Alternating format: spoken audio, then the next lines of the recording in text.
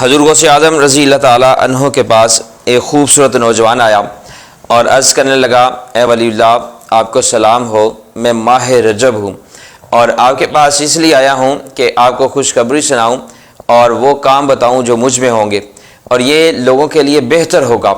جب ماہ رجب گزر گیا تو ایک بد شکل شخص آپ کے پاس آیا، کہنے لگا، ولی اللہ آپ کو سلام ہو، میں ماہ شعبان المعظم ہوں، آپ کے پاس اس لیے آیا ہوں کہ آپ کو خوشخبری سناؤں اور وہ کام بتاؤں جو مجھ میں ہوں گے۔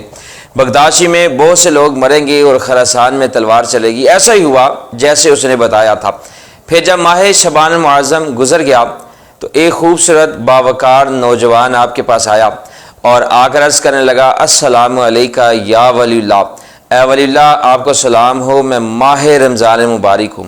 حضور غوث اعظم رضی اللہ تعالیٰ عنہ کے صاحبزادے سیف الدین عبد الوہاب علیہ رحمہ فرماتے ہیں کہ کوئی مہینہ ایسا نہیں تھا کہ جو اپنے آنے سے پہلے آپ کے پاس نہ آتا۔